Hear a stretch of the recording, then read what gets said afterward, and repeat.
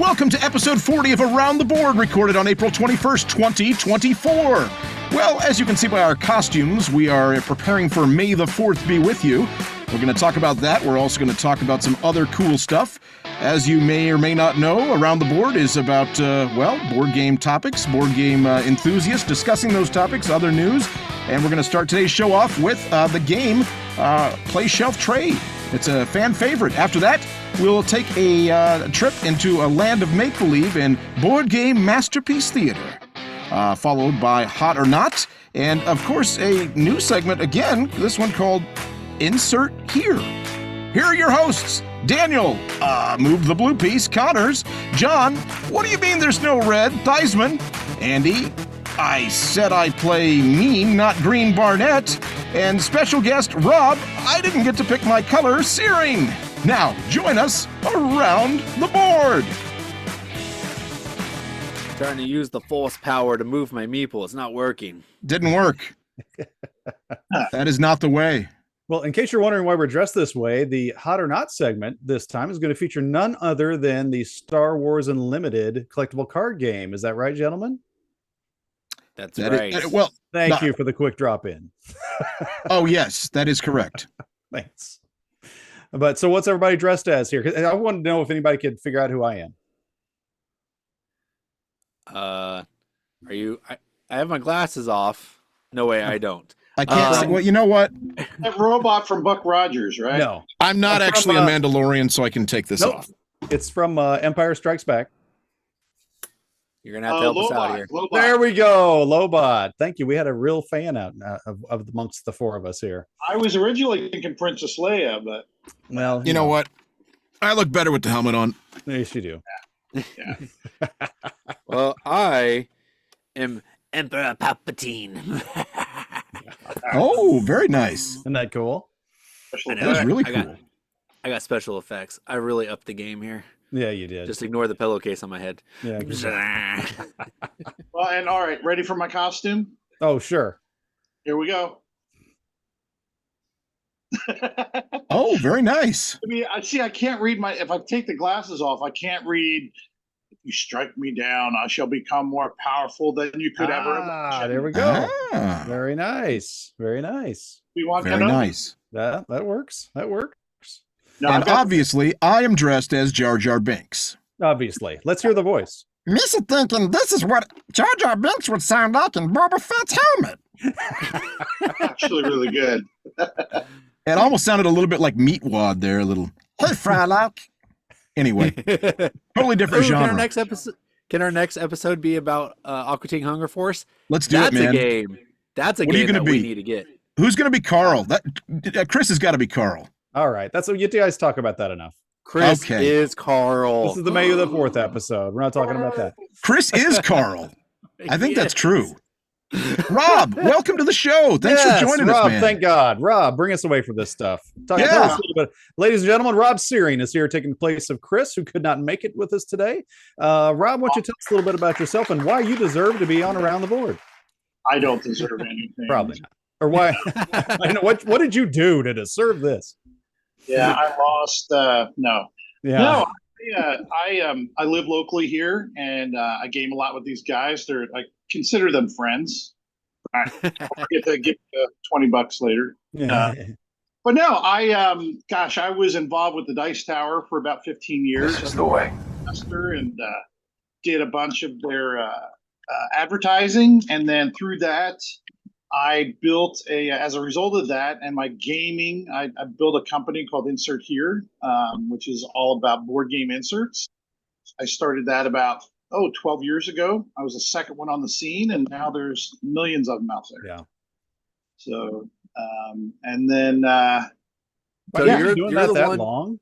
So you're the one that Chris can blame for the excessiveness in board games. Because without those inserts, we couldn't get these fantastical, amazing Kickstarters that Chris is just repulsed by. Yeah. it was you guys might have heard of the Broken Token. I was right behind them, maybe right about the same time. Although I started out just doing foam board. I had built a bunch of inserts. I was really particular about my organization And I mean, I was doing tackle boxes there for a long time, and then thought, well, what else could I do? Did some research, found some really cool people doing some foam board. Thought, yeah, I don't think anybody would ever buy this though. And then I put some in the Dice Tower as a Jack Vassal Memorial Fund, which is really cool. Guys should check that out. And my inserts were going for like $200-300 a piece back then, stop. Wow. 12 years ago. Yeah. Wow. So I thought, well, I just built a website and it was really successful. And then I started doing 3D printing, and now everybody and their brother has a 3D printer. Yeah, that's true. I 3D printed this mask. No, I didn't. Did you? I'm lying. Oh, I'm completely so lying. you could have. You gotta be I careful. probably with could that. have, but There's people are 3D printing some really cool cosplay stuff. So Yeah. I wouldn't Yeah. be surprised. So Rob, what's your favorite insert that you do? Oh gosh, my most popular one is probably the Mage Knight Super Edition, Ultimate Edition. It's got a ton of different boxes, player boxes. It fits all the cards sleeved and all the tokens, and all fits in that like super big box that they've got. So that's Nice. yeah. I wasn't very cool. expecting Mage Knight. I thought maybe it would be a little bit more mainstream game, but No, that those are seems what- to be really popular. tell us about your Ticket to Ride insert. Yeah, Ticket to Ride. Yeah, it's yeah. No. Your Splendor insert. You have a Splendor insert. It's pretty popular. I'm looking for an insert for No Thanks. Yeah, there you go. I do have one. Oh, what's that game? It's the popular card game, the orange. Scout? Uno. I do no, I do have Star an Wars insert. Unlimited. I got one. Star Wars Unlimited. No, I just used their. Ironically, I happen to have 8 decks right here, but no, I didn't build an insert for that. Wow, 8 decks. I guess got that's a bad spoiler. feeling about this. Yeah. I'll talk more about that later, maybe. No, but it's Well- great to be here. Yeah, I'm really excited. And I've got later on. I don't want to spoil it. I've got some pretty big news coming later on. So we'll. Yes. Oh, Do it for the show, as I like to say. a special announcement. Very Yes. good. Glad to hear it. Very Well, cool. speaking of announcements, we have one other that we wanted to talk about briefly, and that is we just finished this amazing convention, ATBCon. ATBCon just wrapped up. Isn't that what it's called? No, it is FBC GameCon, which I Oh, can see the my bad. confusion because we pretty much run it. Pretty much. with the help of 2 additional people and minus the help of Andy, we actually run this event. And it happened the weekend of April 12th and 13th, and guys, it was fantastic. That was great. This was the 10th year of doing it, and we had 291 people attend. If you are watching this, you might be thinking, that doesn't sound very big for a convention. Well, what's special about this convention is that it started out with just a couple friends meeting together for International Tabletop Day, and it has grown ever since, and it always takes place inside our church. So we are actually, if we go much further, we're actually going to have to try to find an actual convention center because we kind of hit, I won't say our limit, but Getting there. it got pretty crowded it in was there. hard to find a gaming table. I tell you, Yeah. it was difficult. There were people sitting waiting for tables in the main area. Yeah, that's Well, crazy. And what Daniel frequently maybe doesn't fail to mention enough is that this convention is completely free, which is just unheard of. So all the hard work they put into it is pretty amazing. And, you know, I know you kind of threw me under the rug there for saying Andy didn't help, but I want you to know from the bottom of my heart, me not helping is helping, actually. Yeah. I would just create so much more chaos. It would not be good. Yeah, and he no, did a but good job at the auction. There you go. I was going to say, Andy stepped up and did a little bit of calling at the auction. So that There was- you go. There you go. yeah, you know, it's our thing to tease Andy, of course, but no, Andy does do a lot. He also introduced the Crokinole tournament, which while somebody else actually ran it this year, it was Andy who started it and got the ball rolling. And that was probably our most popular event. We got up to 20 people in the Crokinole tournament, and Andy didn't win, but he did well, right? You got Yes. the most like center most shots. 20s. Yeah. I made it to the final table, and you know what? I don't have it with me here, but we'll add it in post, a picture of the cool coffee mug I got that shows like a gorilla holding up a crokinole board. So it's not a mug with your picture on it. That's what I was doing. But some could argue it might be. Okay. I can see the confusion there. Yeah, it was Well, hey very guys, confusing. as much as we love talking about FPC GameCon, we just wanted to share that with you guys. If you guys were out there and you're watching for the first time, thank you for attending, and we'll hopefully see you next year about the same time, second Friday in April. And but until then, we'll come to our second Fridays. But honestly, that's enough of that. Andy, let's start this show with the old thing. Time to play the game. Time to play the game. That's right. Around the Board is all about debating different topics within tabletop gaming in 4 unique segments, each hosted by one of us. A behind-the-scenes judge will award points at the end of the show. The contestant with the most points will be given 120 seconds, not 119, not 121, 120, to blatherskite, malarkey, trumpery, bunkumby, I don't know these words. I'm going to have to talk to the guy who wrote this script. Drivel and flapdoodle, their twaddle muck baloney everywhere. Now, it's time to play said game. Round 1. Fight!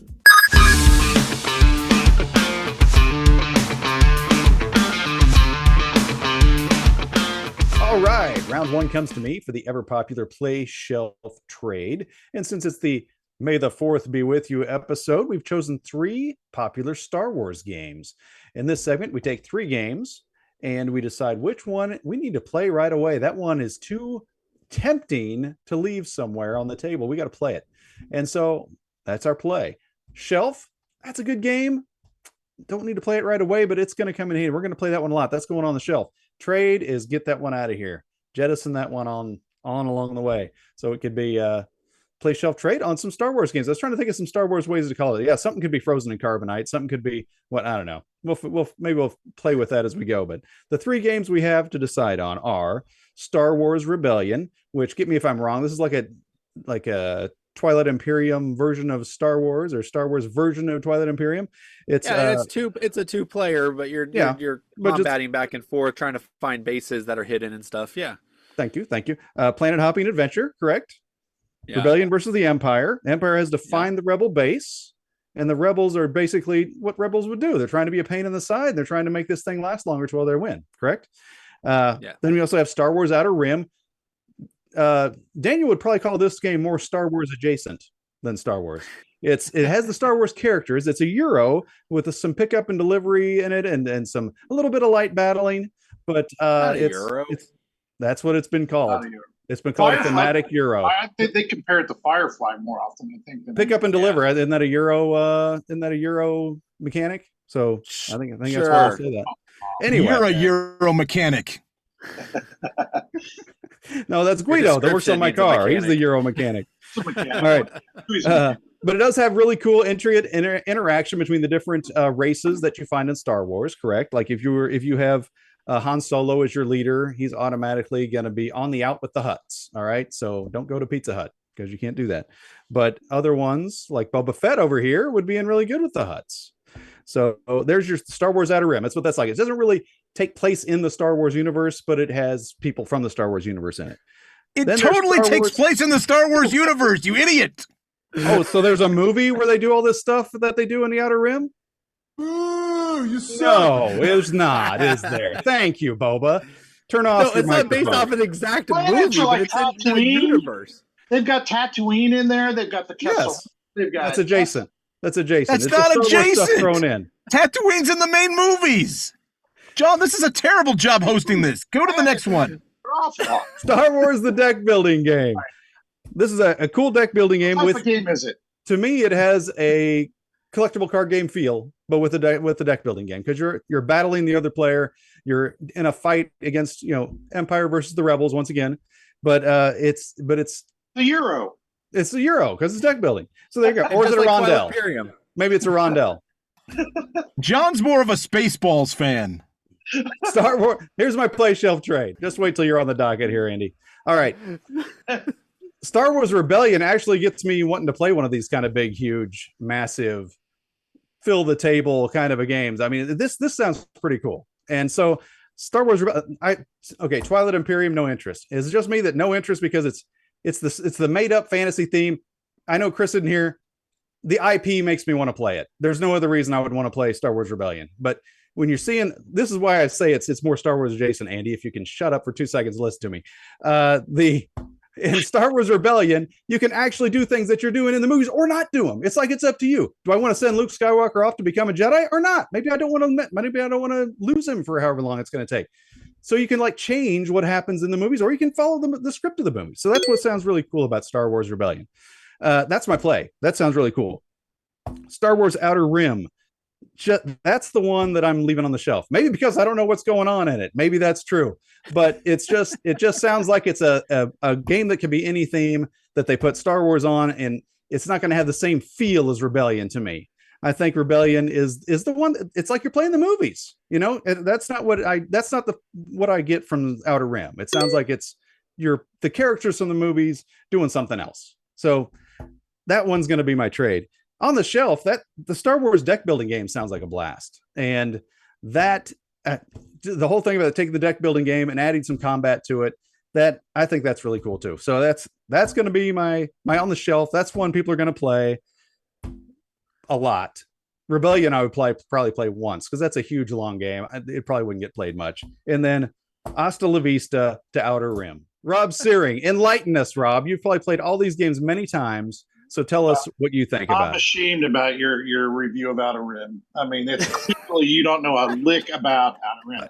I know what I've seen about it. That's it. For me, Outer Rim would be the play right now. I love Outer Rim. It's fun. You're all over the place. It is a pick up and deliver game, which is not a Euro mechanic, and very thematic. I mean, you're picking up cargo, delivering it. You're getting bounties. You're fighting. You know, if you're Han, you've got different ships. If you're Han Solo, you can be in the Millennium Falcon. You can have Chewie in there. It's really a lot of fun. It's maybe an hour and a half, depending upon if you got to teach the game. Rebellion would be my game that I would play later. Essentially, Rebellion, you're playing Star Wars: A New Hope. You're trying to find a hidden rebel base. It's you're the good guys versus the bad guys. You've got that mechanic where you're just trying to find that planet, and if you're the rebels, you're trying to hold out as long as you can. It does take a long time to play, and it's a space hog, but it's one that I would play later. It's one that if I had the time and the interest with somebody else, I'd play it. Again, it's going to be 1v1. It's not going to be a lot of people. Deck Builder, that's the one I would trade away, which is a shame because it's a great game. I love it, but it's missing an expansion. I really want an expansion for it to make it better. And there's a new card game that we'll be talking about, Star Wars themed, that is really popular that I have taken a liking to a little bit better than the Deck Builder. So that's my three. Isn't the deck building game the newest one of those three? No, the one that shall be named later came out here just recently. No, yeah, I mean, but it is of these three, it's the newest of the Rebellion, Outer Rim, and Star Wars deck builders. Out of the play shelf trade, yes. Yes. Yep. Hey, Rob, I got to mention, you said it takes you an hour to 2 hours to play Outer Rim. I need to play it with you because last time I played it with Randy, Phillip, and Trevor, it took us 6 hours to play this game. They don't know. They think it's a Euro. They don't know. They're trying to. Yeah, I don't think they know the game. You're probably having to teach it every single time you play with them. Well, I'll have to play it with you next time because that was crazy. All right, Andy, what do you got? I think you're thinking of Twilight Struggle, not Twilight Imperium, when you're comparing it to something, because it is a two-player big battle game. And so here's the thing. I've got Twilight Struggle. I have yet to play it. I've got War for the Ring, or is it War for the Ring? It's War for the Ring, 2nd edition. I've got that on my shelf, which is another, two-player war game that I have not played yet. So I think Rebellion probably, from looking at it, fits in these categories, and I really want to get these played. I just haven't done it yet. So I want to keep Rebellion. I'm going to put it on my shelf. I got to get it played, but it seems like, I'm going to go with the collective wisdom of our friends at BGG, and that it's highly ranked. I think it's ranked 13th or 14th or something overall. It's very highly ranked. I'm very curious to get into more of these longer two-player games, and I think I would really like them. But for whatever reason, I have not gotten them to the shelf, or to the table, rather, I should say. They're on the shelf. So that's going to be my keep. My shelf is going to be Rebellion. The next one is going to be hard for me to come up with because the truth is that a pick up and deliver mechanic has traditionally not been one that has gone over well with me. One game that I thought I liked for a long time was Islebound, that was pick up and deliver, and I just kind of got tired of it. And I'm trying to think if I've really gotten into any other pick up and deliver games. So I'm not sure that Outer Rim is one that I'm going to keep. I'm really torn on it. I do have a little bit more hope since Rob tells me it can be played in an hour or two. Like Daniel said, I saw people playing it at this gamer retreat for 4 or 6 hours, and I was like, this is insane. And it also seemed like it was a little bit too cooperative. I don't know if that's really the case, but there was I don't know why. It seemed like it was just a little too much for me. So I'm torn on that. The collectible card game, the deck builder rather, I've played that. It was all right. It seemed just okay. It seemed like just another, honestly, if it wasn't for the theme, I think Star Realms is actually probably better than the Star Wars deck builder. But if you're a big Star Wars fan, you might like the deck builder better. I'm not sure I'm a big fan of either. I'm kind of at a point with deck builders that I really need much more going on than just deck building. Dominion just burnt me out years ago, and so I don't know. And then, and as alluded to before, we've got this new Star Wars game that really plays a lot better than the deck builders. So I'm really torn. I guess I got to get Outer Rim played. I'd probably trade away the deck builder. I agree with you. It needs an expansion or something, but it seems like it's just totally in the shadow now of Star Wars Unlimited, which we're going to talk about. And it's weird that it came out like that. And I know, John, you said that IPs draw you to games. They scare me away more often than not because I just don't know what's going to be chaff. There's so much that's chaff out there that has an IP with it. But this Star Wars Unlimited, I'm excited to talk more about that. Well, to clarify, It's not that the IP necessarily always draws me to a game, but to a game of this type, I would want an IP, is what I'm saying. It's like it gives me some familiarity instead of trying to dive into this huge long game of things I have know nothing about. I have something in there. I'm like, oh, well, yeah, I know these two like each other. I know these are foes. I know these. There's so much already going in that you're not trying to learn. I think that's what intrigues me about that kind of a game. If it's going to be a long game like that you already know so much about it. I take back my earlier. Outer Rim cannot be played in an hour, so it's probably a 2-3 hour game. But deck, Andy, you brought up a really good point about deck builder. Is a lot of people compare it to Star Realms, and I would argue it's better. I think being able to actually attack the cards in the center row adds a different mechanic that Star Realms doesn't have. Being able to take cards away from the pool for other people to pick them is, I think, cool, but at the end of the day, it is another deck builder that shares a lot with Star Realms and Hero Realm. And like you said, maybe I'd feel differently if there were more expansions and they developed it more. But again, it seems like, and forgive me, I guess I haven't looked this up. Are these all Fantasy Flight stuff? Are they all? Yes. Surprises me about the deck builder. Fantasy Flight's all about expansions, right? I'm surprised one hasn't hit yet. Deck builder. I'm actually surprised that they came out with the deck builder and also came out with Marvel or Star Wars Unlimited. That was a little surprise to me. One more thing real quick. Andy, I think it's hilarious that you want Star Wars Rebellion to go on your shelf next to those other games like it that you don't play either. I just love Hey.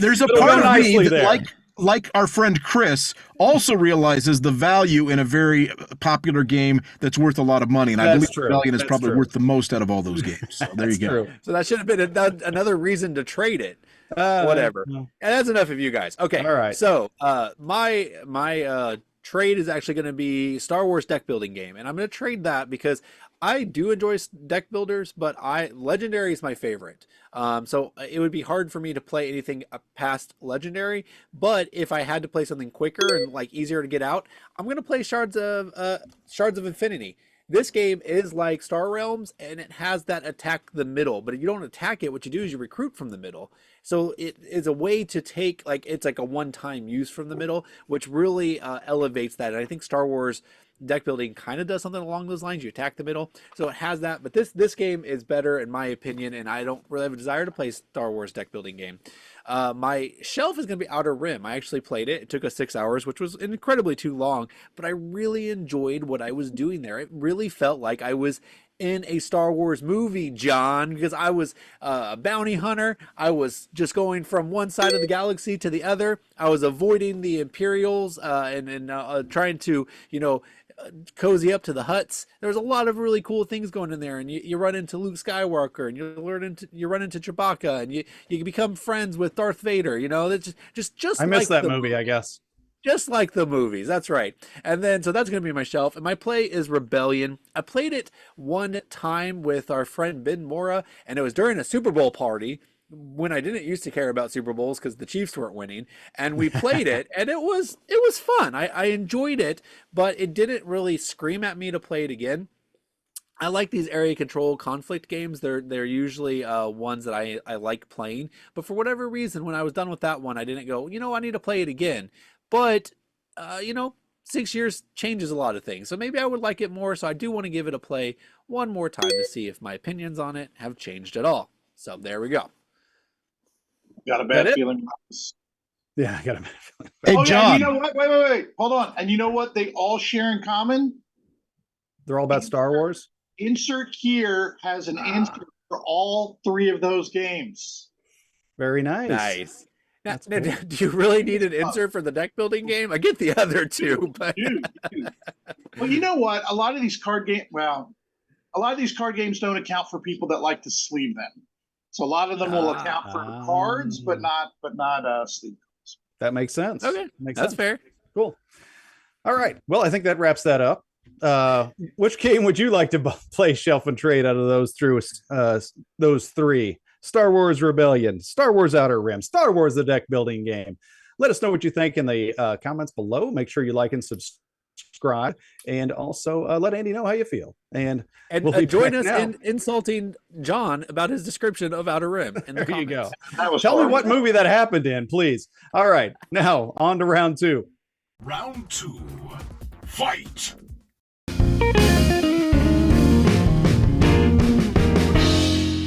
All right, we have a brand new segment I am super excited to host.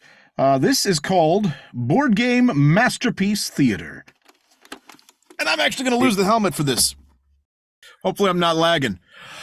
That is hot in there, by the way. So how this works, this segment, is I am going to play for you audio drama clip. Okay. It is a scene that takes place within a particular board game universe. And we invite our viewers and our listeners to join us as we immerse ourselves in this imaginary world. For our contestants, it's up to you to correctly identify which tabletop adventure is the correct setting for today's dramas. We have 3 of them today. And so what I'm going to have you guys do is I want you to, if you guys got whiteboards with you, hopefully we got that message. You guys all have a whiteboard? Excellent. I actually don't. What? You don't have a whiteboard? No, I need to go get one. Okay. We'll pause right now. A few moments later. Okay, I guess we've all got our whiteboards now, so let's go ahead and get started.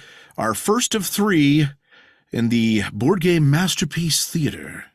Everybody ready? Here we go. By the way, what I'm going to have you guys do, just so you know, I'm going to have you write down what game you think this is taking place in, what universe, what board game, and hold your whiteboard backwards so I can see who is the first to raise it up, but we won't see the answer yet, and then we'll reveal the answer in order of who answered first. Make sense? Good. Makes sense. If none of you get it, I get clear. some points, otherwise you get points. So here we go. Let's do our first one. I'll start you off with what I think is a fairly easy one. Look what me make. What is it? Make shadow from sun. And know how long day is left. Me think it's stupid like you and collection you have. Spend more time getting food. All you think about is food. Because you have too many mouths to feed. I hear you and woman in hut every day. So many blue babies you have now. You just jealous because no younglings. No, I focus on other things to grow my red tribe. You not careful, you be eating bricks or wood because your family too big. Now go away while I collect more things. All right. So I think the first one up was John. John, what do you got? Outer Rim. I had Stone Age. It my is friend. Stone Age. Just for fun, did everybody else get it? Oh, we all Yeah. got it. Oh, Stone Age. That's right. We all got Stone Age. Talking like a caveman might have been a little bit of a giveaway. Hey, well, Those other I ones- wanted to make the first one easy, and I had my ARG written down. ARG, and then I had to erase it, and that's why I didn't get up there. my favorite thought you line were- is, "I hear you and a woman in the hut every day." That's right. I thought it was a curveball there, though, because I was going to go with Zolkin, because you're talking about the sun. And I was like, well, maybe he's talking like a caveman to throw us off. And I True. was like, nope, he's talking about the mating hut. Yep. The mating hut and the food, and the unique thing about Stone Age, one of the first real worker placement games, is that you could eat the resources, which is ridiculous. And also, to all this talk about the huts, it's a Star Wars reference. So there you go. Oh my gosh, here we go. I don't want that kind of mating hut. All right. Hey, All right, and here we there go with the next one. There is a Stone Age. They just came out with a Stone Age app for the iOS. They had one, which doesn't make. I don't know. They just re-released it. So anyway, Oh, I thought you were going interesting. to say there was a Star Wars Stone Age. That's what I played thought that. was coming. There we Flights go. Making, it's called yes. Outer Rim. All right, we'll go to the next one here, and I'm doing these in order of difficulty. I think this is the medium one. Ready? Okay. Hey, Sam, how you holding up? I heard about the visitors you had last night. Hope everything's okay. To be honest, Jimmy, I'm still a little shook up. I'm getting too old for this. Maybe it's time I close up shop and move the family upstate. Now, don't be hasty. This is our neighborhood. We grew up here. We're all family round here. That might be true. I'm tired of playing the game. How am I supposed to do business with all this constant fear and harassment? They send in one of their goons again? Nah, they're getting bolder. There's one of the family members themselves right in through the front door. I'm not the only one suffering. Deli next door, the mom and pop dry cleaners 2 doors down are also getting hit. Jeez Louise! Is this happening in all the boroughs? It sure is. And it's not like we can say nothing. We'll be swimming with the fishes like old Eddie Hernandez. Remember Eddie? Yeah, I remember. How could I forget? He said they made him an offer he couldn't refuse, but now look at him. Well All done, right. Andy. Well done. Thank you. I think, Daniel, you were up first on that one. What do you got? Yep. That's Godfather Corleone's Empire. That is correct. Hey, That is correct. I got- Well done, sir. No. I think I get more points. I actually wrote down Corleone's Empire. I see that. I was that's what took him so long. honestly thinking about not giving Daniel the points, but he said it too, so I'll give him the points. I think. Come on, guys. You think I could spell Corleone's Oh, there you Empire? It would have just been You can't even say it. Good If I point. hadn't taken Exactly. the time to write it out, I might have won. John Yeah, I got got it it. right, and it's funny. I thought John would get it for sure because it's one of his favorite games. I think I I think was John should first lose you were points for not getting it quicker. you're for some reason the something about a hotel stuck in my head first, the first line out of the thing. So I'm trying to think of hotel games. I'm like, this is not the voices he would use for Grand Austria Hotel. It's like, oh wait, no, it's Godfather. Then it was That's good. right. Hey, I got a quick story to share because this game, I will say it's a little on the nose because you're using voices, but it's on par for what Andy does. We once played a Spyfall with Andy, and we stopped playing because literally we hand out the cards, and it was the pirate ship, and immediately Andy goes, "Arr, where you be at?" The spy was like, "Are you at the pirate ship?" And Andy's like, "How'd you know?" Oh god, It's like, because you talked like a pirate. that's funny. And then we did another one, and it was like he's talked like a circus performer or something. We're like, Andy, you don't get the point of this game. You're not supposed to give it away. Not Yes. so easily. But it has been well, really this one- entertaining.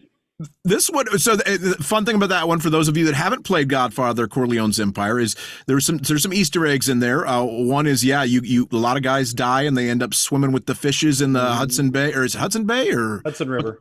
Hudson River, thank you. And then also, there's two different actions that take place. One is you either you go in the back of a business or the front of a business. So if you go in the back, you go with your goon or your thug, and if you go in the front, it's one of the actual family members who show up, and they shake down basically all the businesses on the block. So anyway, Never played the game. I should have gotten a point for guessing it. Oh, that's very You- good then. that's pretty good. excellent. It's a good game. You should give it a try, and the minis are cool too. I mean, they're cool or not. Yes. Or not. I don't know. All right. Shall we go to the third one here, and let's see if Rob can get this one. We'll see. Here we go. The third and final, probably the most difficult, I think. Good morning, my Trappist brother. Oh, I suppose it is good, despite the shade covering half of my work out here. So, how does the planting fare? Things are improving as always, brother. Lord willing, I'll get more of this garden thriving in the sunlight. Indeed. Can you spare a moment to help me, my friend? I have to carry 24 of these barrels back inside the cloister soon. I'm not sure I can handle them all. I'd be glad to help, brother, but I'd hate to deprive you of honoring your vow of obedience. Surely you can handle some of the 12 small ones by yourself. Very true, brother, and I certainly don't want you to claim all the barrels before I can. Well, you'd better hop to it. You would like that, wouldn't you? Hello, brothers. Hello, Brother Barley. What brings you out to see us? I had to step outside to hear what all the noise was about. Seems like quite the competition is brewing between you two. All in a day's work, brother. All right. Hold on. I All right. really wanted to write Hansa Teutonica down because you sounded a little bit like Hansa. I thought you were doing your Hansa voice. Oh, no, not quite. So I think Daniel was first in this one again. Daniel, what do you got? I got Heaven and Ale, sir. That Andy's is favorite correct. game of all time. Did you get it, John and Rob? Heaven and algebra. That's I what I did got. brew crafting. Brew Crafters. Okay, good guess. Yes, of course, Heaven and Ale. One of my favorite games. Not so much the other guys on the show, but I love it. And yeah, there were some giveaways in there. You in Heaven and Ale, you develop your goods on the light side for points and on the dark side for money. Your garden, and of course the monks, and yeah, all the references to brewing beer. So there you go, guys. That is our first edition of Board Game Masterpiece Theater. I hope you enjoyed it. We'll make it maybe a little bit more difficult next time. What did you guys think? Were you able to guess those games? Let us know in the comments, and let us know if you've got some ideas for some of these you want us to try. And you know what? We'll be back in just a moment. We'll return after these messages. Join your friends and gather round the table for a new epic role-playing adventure filled with dragons, treasure, untold perils, and... what was I saying? I had it written down here, but can't seem to find it. Wait, maybe I forgot to write it down. Oh, okay, well, yes, let's just take a listen to a real live game. You enter the north gate of the village. You and your motley crew are tired and hungry from the long journey. Where are the Cheetos? Could someone grab me a Mountain Dew? Let's stay focused on the gameplay. Now, where are my dice? It's my turn. Did you hear about my elven cloak's defensive strength? No, it's my turn. You rolled a crit. Congratulations. I'm hungry still. Would you quit fidgeting so much? I have amnesia. The game you and your friends will never stop talking about. ADHD&D. It's pretty much D&D. I think. I can't remember. Seriously, where are the Cheetos? And we're back, and in this segment of the show, we're going to return to our May the 4th Be With You theme, so we'll get to that momentarily, but I'm hearing something in my helmet here. What's that? Oh, we have a comment from our fine correspondent in the field. We begrudgingly go to Hansa. Hansa, what can we do for you? Oh, well, thank you, Andy. It's so good to have you back. I missed you last week. But that helmet's really hides your best feature, your voice. But this comment that I found was from our last video, Dune Imperium, and it was from it's this guy again. All right. He leaves a pretty lengthy comment, but I'm going to read the ending of it. He says, complaining about this game has problems because someone blocked you out of worker placement game? Come on, guys. I guess you just made a lot of rookie mistakes and blame the game. Losers. Wow. Ouch. Well, I wasn't complaining, so I'm not a loser.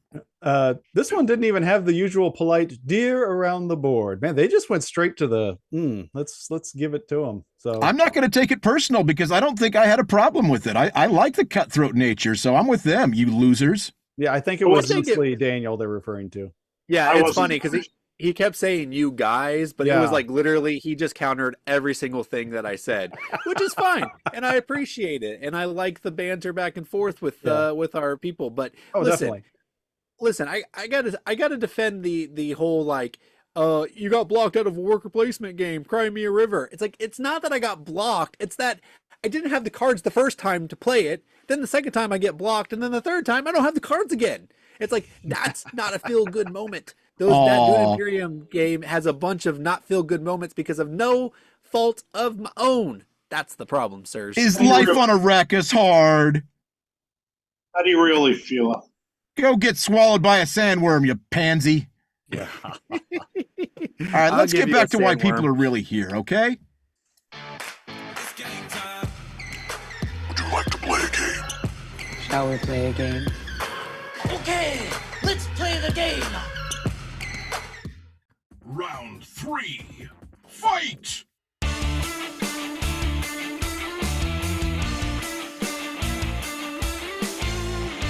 All right, this next segment is called Hot or Not. This is where we take a look at a new game that just hit the scene, and we're going to decide whether we think this game is hot or is it not. Today, we're going to take a look at one of the hottest games that have come out since One Piece or Keyforge, and that is Star Wars Unlimited. It is a collectible card game, so it's a little different than the games we normally talk about, but I think the IP alone is very wide-spreading out there, and it's going to appeal to a lot of people. So let's take a look on how to play, and then we will talk about whether we think this is a hot game or not. Star Wars Unlimited is a 2-player collectible card game. The goal of Star Wars Unlimited is to defeat your opponent's base. In this case, most bases have 30 hit points. Sometimes you can have a little less. Each player will also have a leader. This leader will stay in play for the entire game. It will allow you to deal an action at some point during your turn. Also, once per turn, it'll give you an epic action, which is to flip over your character. Now he becomes a unit that can attack. To start Star Wars Unlimited, you will draw 6 cards. Out of these 6 cards, you will pick 2 of them to be your starting resources. It doesn't matter which cards they are, they don't have to be a specific resource type, any card will do. Once the 2 resources have been picked, then we move on to the action phase. First thing you do is determine who goes first, and they'll take this initiative counter. That person then gets to take 1 of their action, and then the opponent will get to go, and you'll go back and forth until both players have passed. One of the actions you can do is play a card from your hand. The cards tell you how many resources you must expend.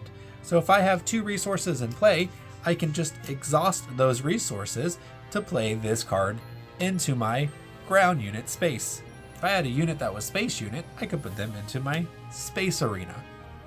Ground arenas can only attack other ground opponents and the opponent's base, and space units can only attack other space units and the opponent's base. Whenever a unit is played from your hand, they do come in the exhaust position. They cannot attack this turn. Once you've played your card or done another action, now your opponent goes. He takes one of the same actions. Then it's your turn again. On your turn, another action you can take is play an action ability. Your leader will usually have an action ability. In this case, it says deal 1 damage to each base. You just exhaust the leader and indicate that you've taken the action. If you had units in the ready ability, another action you could take is to attack.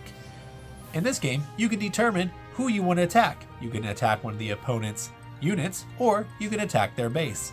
As long as they don't have the ability Sentinel, the choice is yours. And the other action you could take is take the initiative. When you take the initiative, you are done with your turn. You may not take any more actions no matter what happens, but you get to go first on the next round. And then the last action you can take is just pass. This one's a little unique in the sense that when you pass, you can always come back into the action at a later time. So if you haven't taken the initiative, you can just pass and wait to see what your opponent does. At the end of a round, when both players have passed, you ready all units that are in the exhaust position. You also ready your cards. Then you draw 2 cards and play a card to your resource row if you'd like. And that's a quick rundown of how you play Star Wars Unlimited. All right, and there you go. really quick explanation of how to play this game.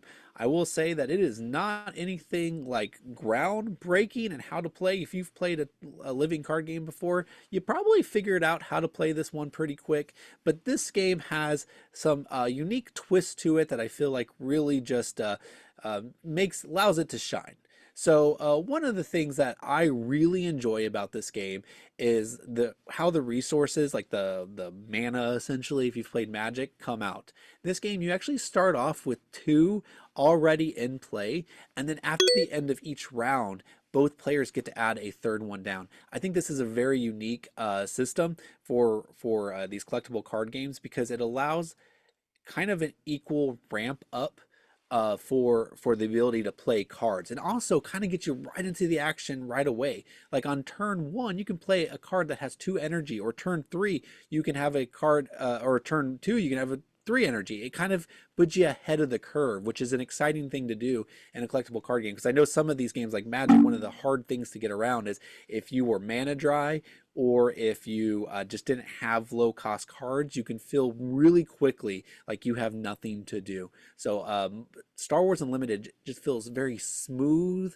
and it feels very just easy to do what you want to in this game, which I've always said that's what you want in a game. Whether the game is complicated or not is beyond the point, but you want to be able to do what you want to accomplish in a game. And I think Star Wars Unlimited does that in a really good way. Also, I really like how they handle the leaders, how you're ramping up and you know this leader is coming, but when the leader needs to be fielded is a very nuanced decision. You can't just go right away like, oh, look I have 7 resources, I'm putting out Darth Vader, because if you bring him out with no protection, your opponent is just going to tear him up, and he's really not even going to take but one action and then it's over. So I think it's a really just a really smooth and thoughtful game, and I think the ease of play, we haven't seen anything quite like that. Well, I shouldn't say anything because I haven't played Lorcana or anything like that. So some of these games are getting easier, but this is one of the games that is very simple, and I think my 9-year-old son would be able to pick this up and play it. It has wide appeal, and I think this game is definitely hot. So I'm giving it the hot approval rating or something like that. I don't know what that means. That's what it is, hot or not. Funny unknown fact that people might know, Daniel met his wife on hotornot.com. that is not accurate. I don't even know if my wife has pictures of herself online ever. So all right, John, what do you got? What's your take? Well, here's the deal. I've played Star Wars Unlimited, but I've only played with the starter decks and had a blast with it. The way Daniel was talking about it, it's very welcoming. It's very easy to get into. It treats the IP well. The theme is amazing. The characters all work the way you think the characters would work. It was one of the highlights was when I had R2-D2 with he had a shield, and he also had Luke Skywalker's lightsaber, and he is just going to town. And I'm just imagining him holding it with his little mechanical arm and just going nuts on an Imperial headquarters, just going crazy with this thing. And moments like that, it really shines. It's an amazing game. Now, loved it with the 2 starter decks. I'm not a collectible card guy. Okay. So if you're not a collectible card guy and you're thinking this is the one I'm going to get into, there's some caveats that you might want to listen to, because these were great. These were starter decks. They're all from the same Star Wars universe, because there's different Star Wars universes even. And so it was great. The synergy was awesome. The play was amazing. You go buying other cards to put into it. Now all of a sudden you got some oddball character from the random Clone Wars video game or movie or cartoon or whatever, and they're in there, and it's like, what does this mean? Do you have like 3 different Darth Vaders too? Do you have Anakin? Do you have older Anakin? Do you have Darth Vader? I don't know. I can see how the collectible card game would take away a lot of the magic of this game, in my opinion. Yeah, literally.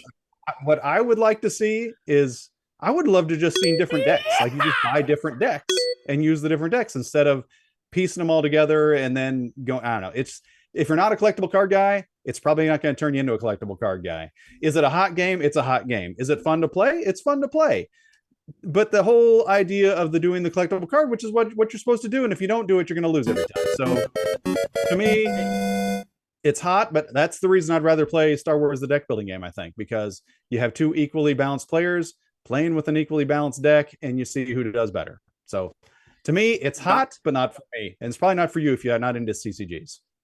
I like your take, John, but I got a question for you. Yes. Is this Star Wars or Star Wars adjacent? And Good is it a question. Euro game? Good question.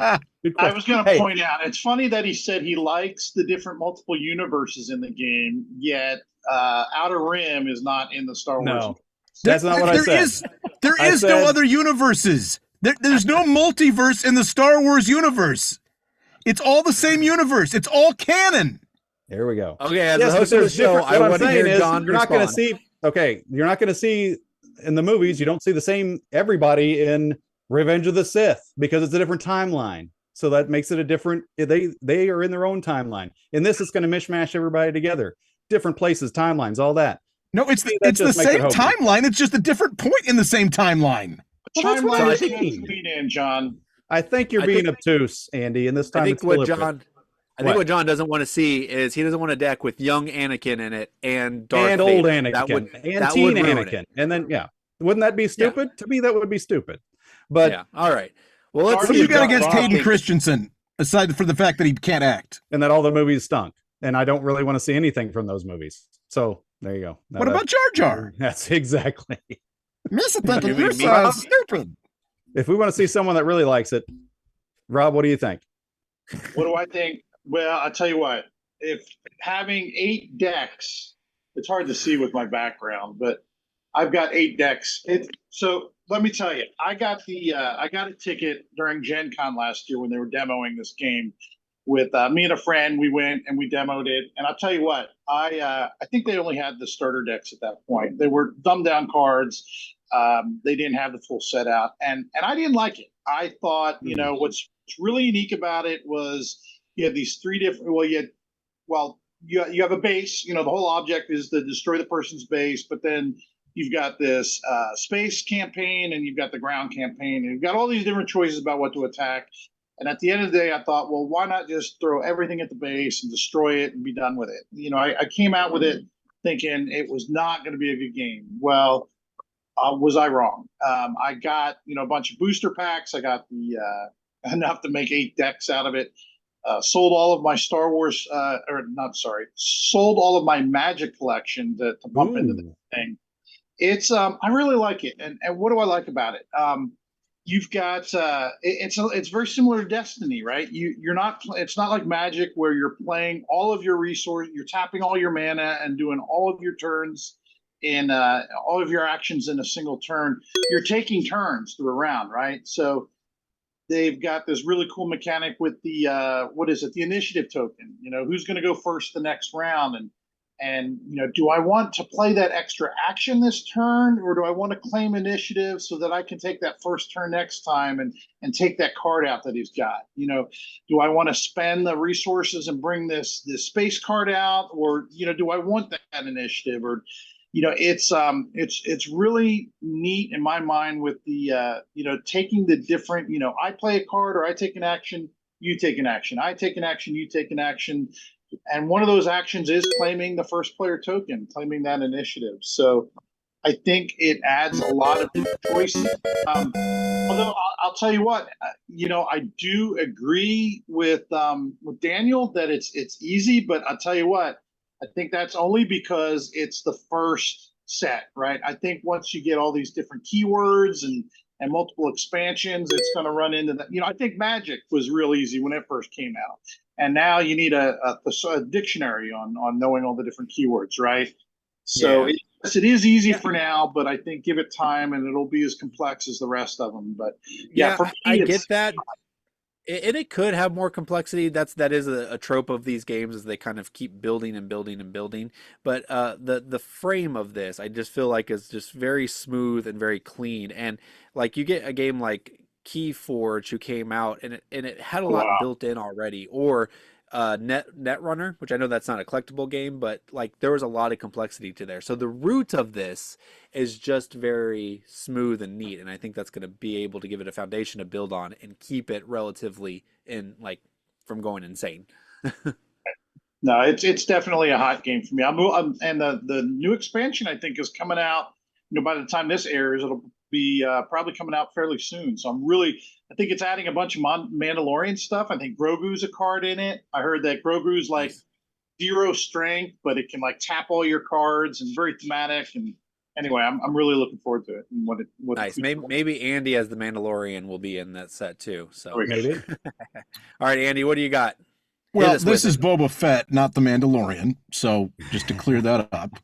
Same thing. Imbecile. You nerf herder, as they say.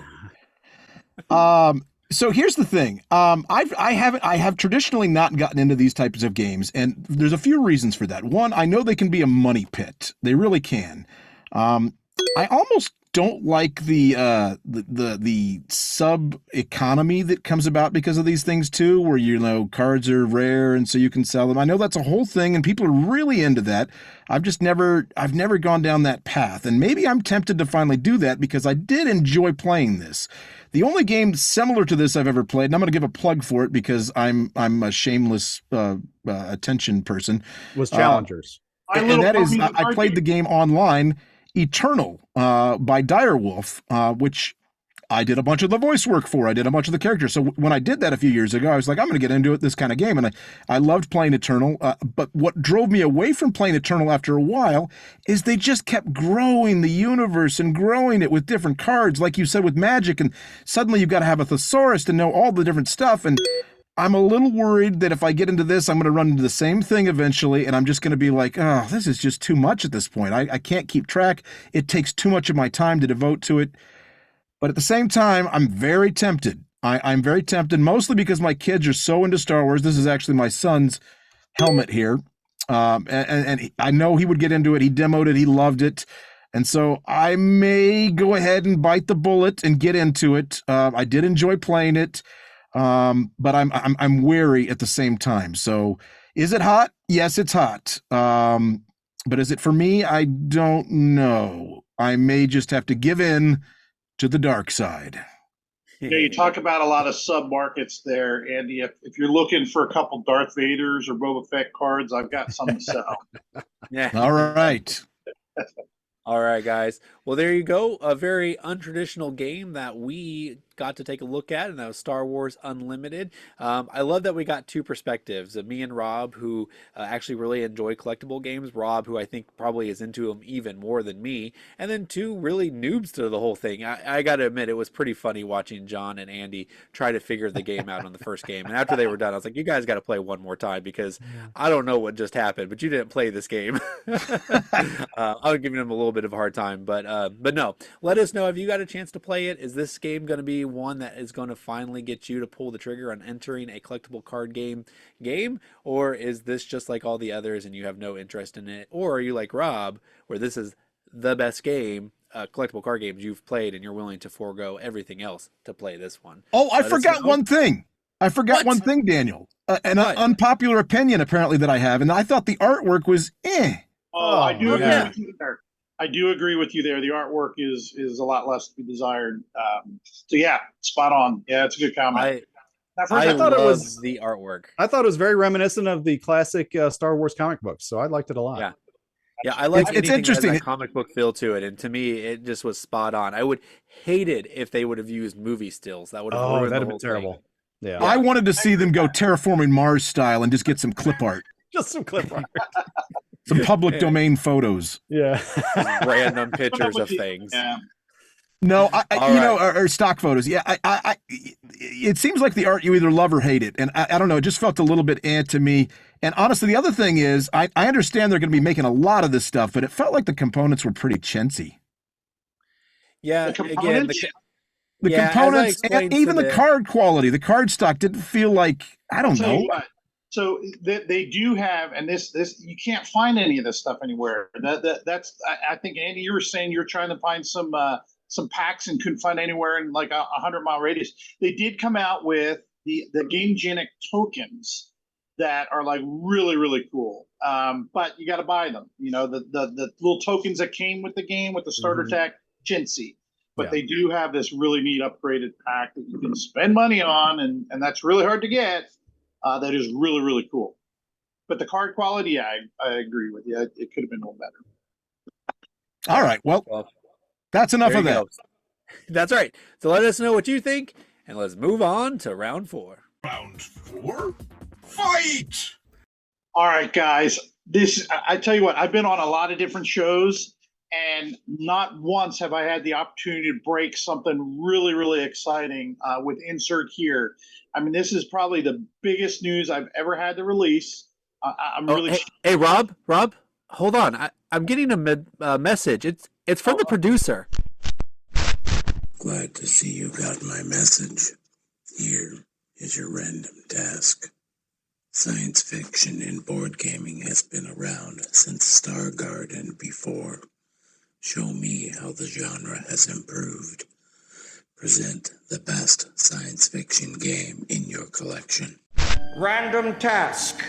Show them what you do. It's a random task! I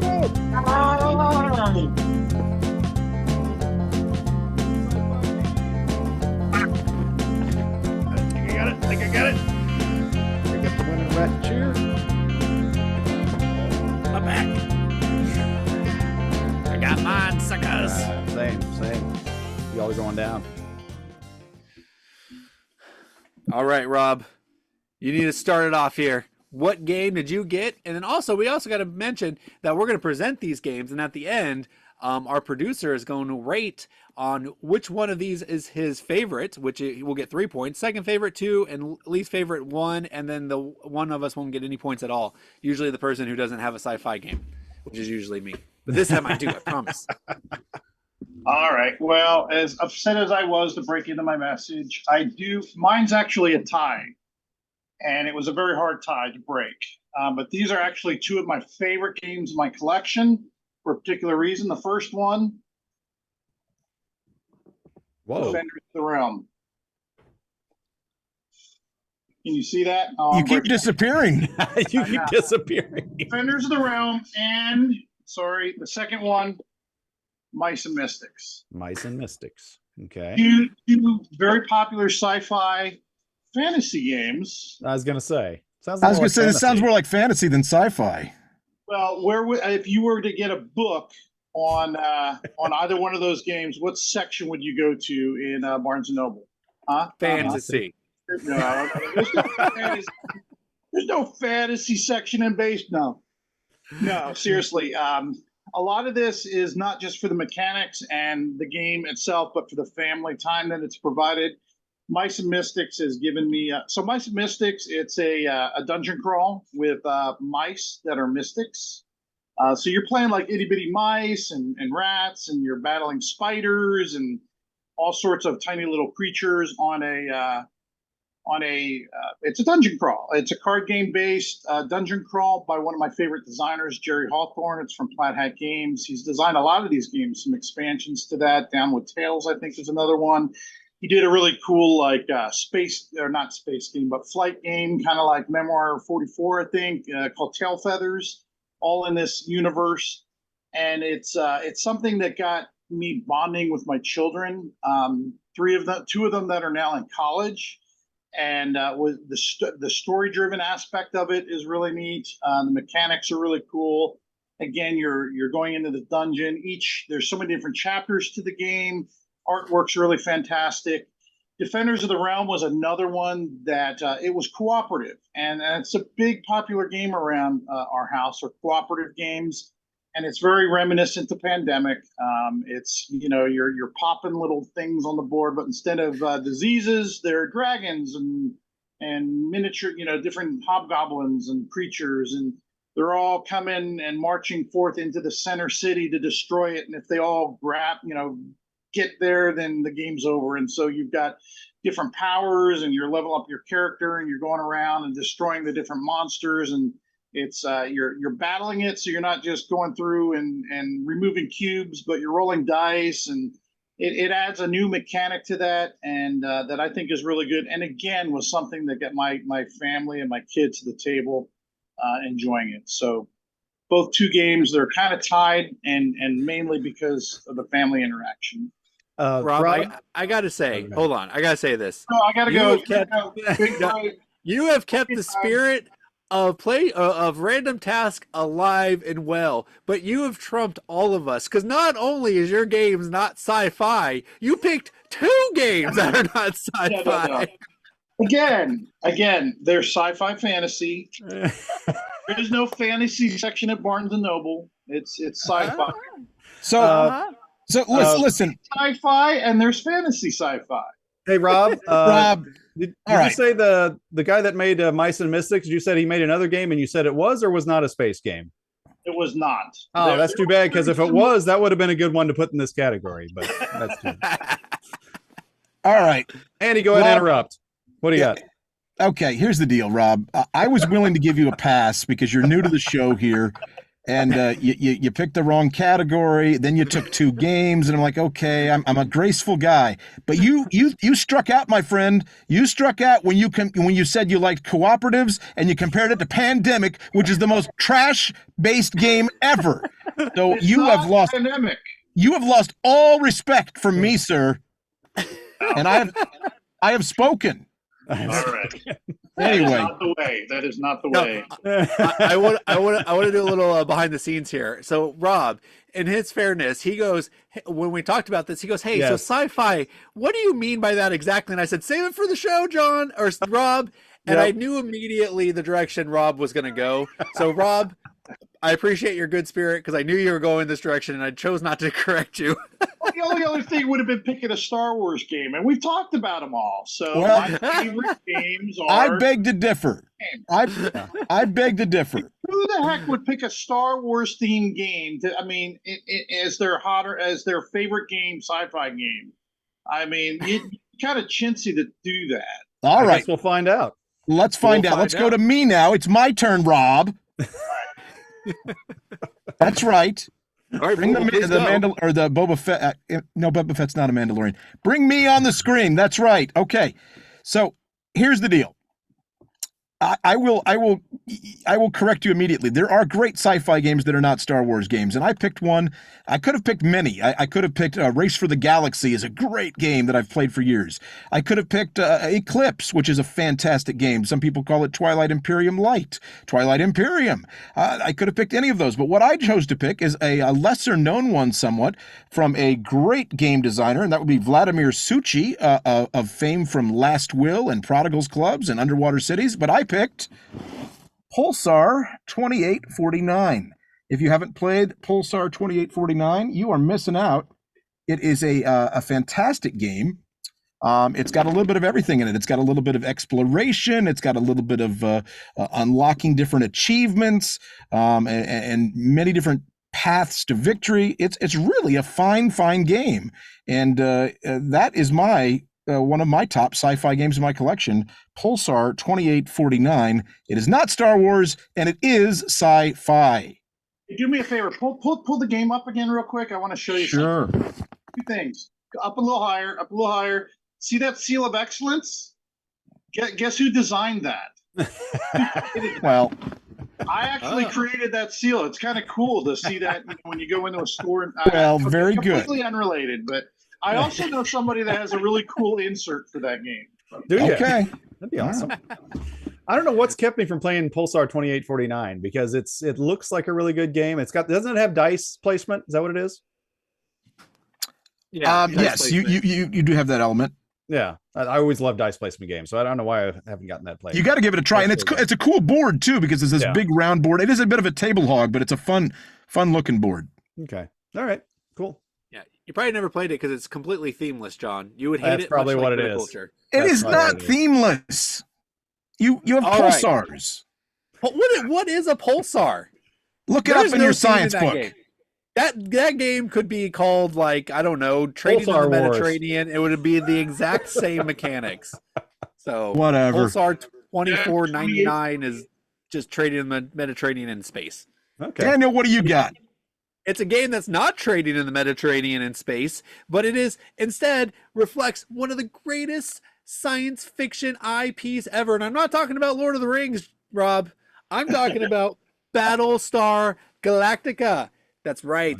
This bad boy right here is the granddaddy of all, not only sci-fi games, but games of IP that are of merit and quality. This game had introduced hidden mechanic or hidden trader mechanic like no other game had done before. It introduced this fact that an IP game doesn't have to be just rubbish. Instead, there was an actual game in here full of tension and suspense and cooperation, but not complete cooperation, because if you trust somebody too willingly, they will betray you, much like Andy in any Euro game, and any attempt he can, he'll just backstab you, even if you think things are going well. I'm always a Cylon. That's right. So Battlestar, you get to play one of the characters from the movies. You get a unique power, and then you get to move around the ship, trying to defeat the Cylon fleet, while also trying to get to find Earth so you can repopulate a new planet after those bloody, dirty Cylons had destroyed all of humanity. And yet they still want you to make, like, they want you to have sympathy for the Cylons, which is always a weird thing. It's like, yeah, robots are kind of enslaved, so you should feel bad for them. Committing genocide, people. There's never a good Cylon. Kill them all. Genocide them back. That's what I have always said. So Daniel, I got a question for you about that game. All right. So, What's that? I've heard good. I've never played it, and you know what? I thought it. I know enough about it being the hidden trader mechanic, and I always thought that fit well, with Battlestar Galactica. But now they lost, I think, the IP, and what is it? Unfathomable. Yeah. So have you played that? How's it compare? Is it? I haven't played it. I heard it's very similar though. But the whole idea of the H.P. Lovecraft cult-ish behavior, like you don't know who was in a cult, because he could look as normal as Andy is right there. That person could just be on the ship, looks completely innocent and nondescript, but he could actually be a cultist who is attempting to bring down the entire ship to sacrifice it to the Great Old One. So from all what I've heard, it plays almost identical. So there might be some changes, but I've never played it myself, so I can't really compare the two. Pull it off. What's that? Yeah, I always thought the Cylon theme would pull it off a lot better. Probably much better. Cylon's theme works just super well, and it's really exciting. So, but hey, that's enough of the producer's number one pick, and we'll hear the runner-up potentially here. So, John, what game do you have? That was a man. Once I saw you bring that up, I'm like, there we go. Let's get one of Randy's favorite games on there. That's a tough one to follow. But for those of you who have never joined our show, it is a common thing for some players to suck up to our judge behind the scenes. Yes. And by some players, I mean the guy in blue. Yes. Do you remember when I picked Gloomhaven as a Rondell game and I got 0 points? That's one of Randy's favorite games. He gave me 0 points for it. So I want to hear you guys all talking about me stucking up to the thing. What we should be talking about is Chris's Nexus Op Avalon Hill as a mass market game, and he got points for that nonsense. I think it's just funny that, Daniel, you said that Andy looks normal, and here we're going to the guy wearing tinfoil on his head. There we go. That's normal as well. But I preferred my Cylons when they were silver and shiny, and you knew which ones they were. So that was the good Cylons back in the day. But for me, I picked the best sci-fi game to come out in I don't know how long, and that is the perfect, amazingly presented It's a Wonderful World, where we talk about a wonderful world in the future. This world is amazing. All right, guys. I feel a little bit better. This world. You should feel better too, Rob. How is this not sci-fi? I don't know. Explain to us. How is it sci-fi? Go for it. It's exactly sci-fi. What are we talking about? You got the space elevator. You got the underwater city. You're developing all these things. You got the lunar base. This is a sci-fi game. Offshore oil rig. This is all perfect, nice, fun, awesome stuff and a beautiful future. The secret society, the universal vaccine, security automatons. I mean, come on. You got your... It looks like it's going pretty dystopian to me. Airborne laboratory where they just spray you with stuff. That's great. It's an amazing, wonderful future. Yes, it's a wonderful world. Amazing game if you haven't played it. I mean, it's an engine builder that ramps up quickly. You got to get your engine going. By that fourth turn, you got to just have it producing for you. And it's a little bit of pressure to get it going, and you have to be able to zig and zag just a little bit in the game to get it going. But if it doesn't work, hey, it's a quick game and it's over and you can try it again. So love it. I love that game. Funny thing about this game, I would love to hear if anybody else has this problem. The first teach, especially with people that are established gamers, can be tough because of the way the resources work. Daniel, am I right or what? Because people get these, they're like, oh, I'm this, oh, so I produce these. They start grabbing cubes already. It's like, no. Hold on, put those cubes back. That doesn't happen now. you produce when the thing says you produce, and it takes, I would say, half the game sometimes for this to kick in with some people. And so it's simple, but it's different. It's different than the way a lot of games are where you produce things. You're just looking at the thing, give me all my stuff. No, you don't get all your stuff all at once. So in that sense, be prepared for a lengthier teach than it should be for a game this simple, but it's a wonderful world, amazing game, and it's sci-fi.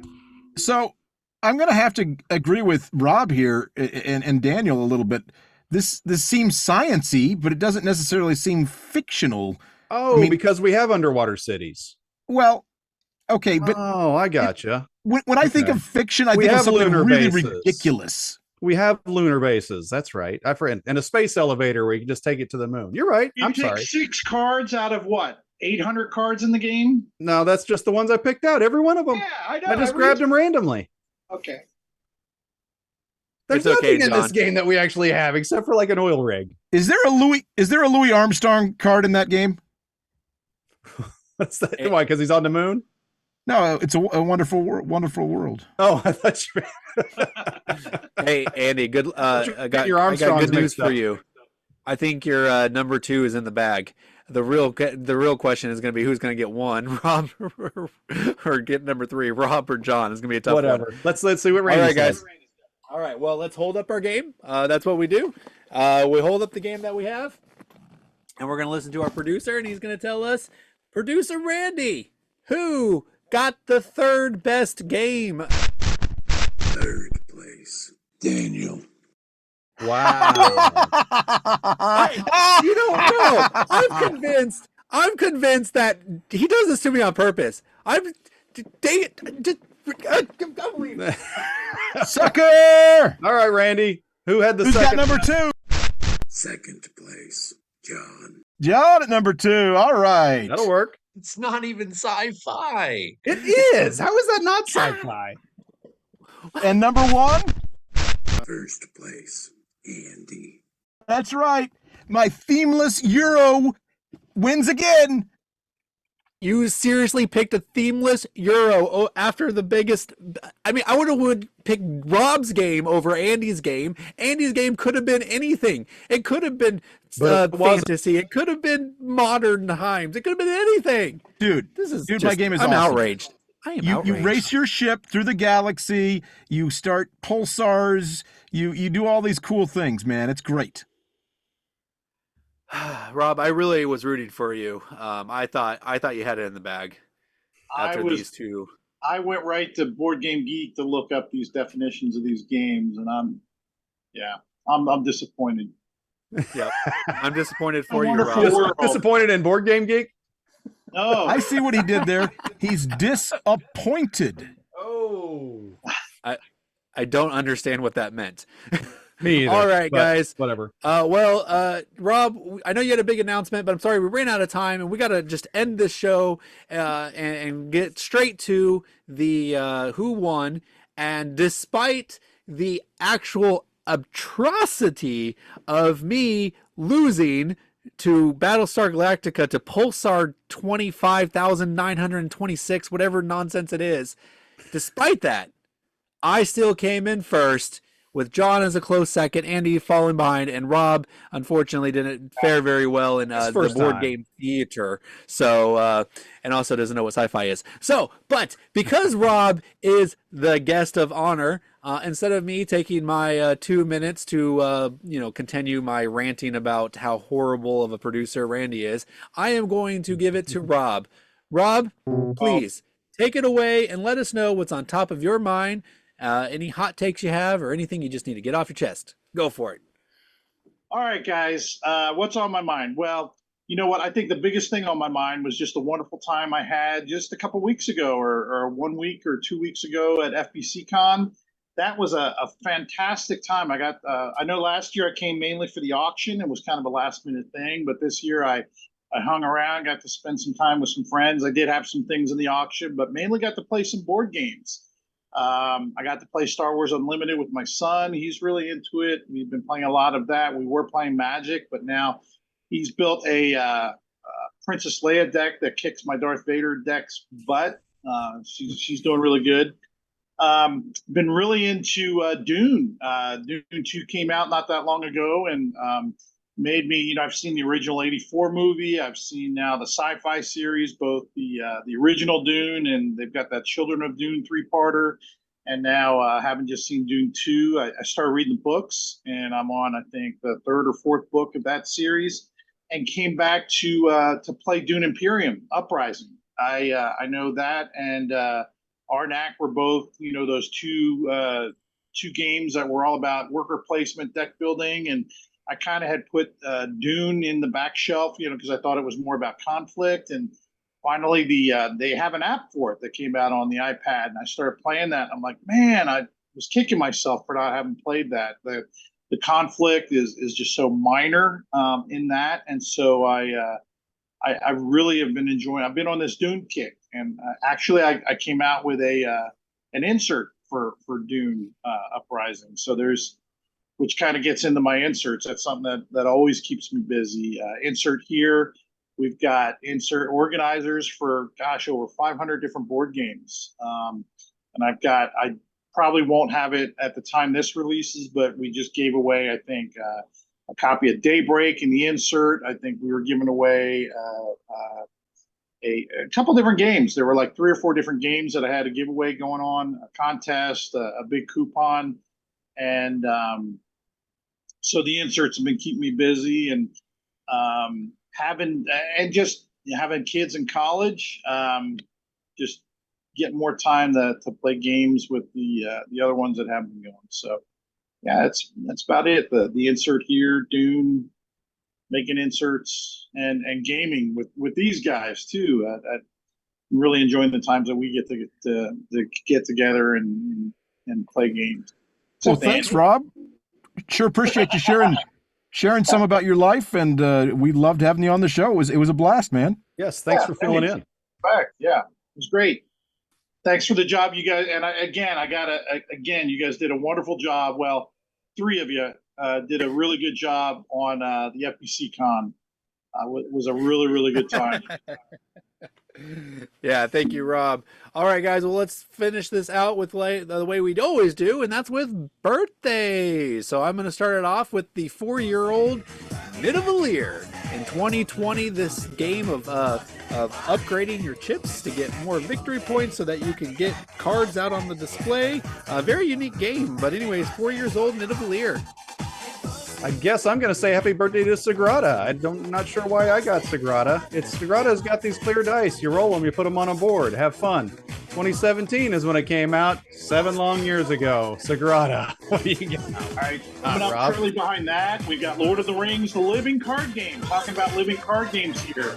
Something that's really good about this science fiction card game is that it's a living card game. It's not collectible. You don't have to invest money in it. And it's you build your decks, story themed, and it's cooperative. Yeah, back in 2011, happy birthday to Lord of the Rings, the living card game.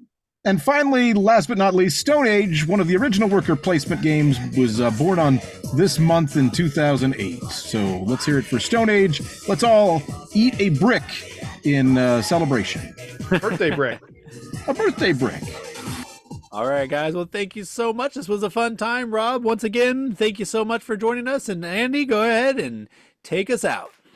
All right, folks. Thanks again for joining us on the show. We love to hear from you, so please feel free to leave us comments in the old YouTube window there. You can also look us up on various social media. We're all over the place, including our Facebook page, Around the Board. Check us out and drop us an email too if you like, mail@aroundtheboard.net. Until next time, we will see you right here around the board. Yes. Oh, that thing was hot. So hot.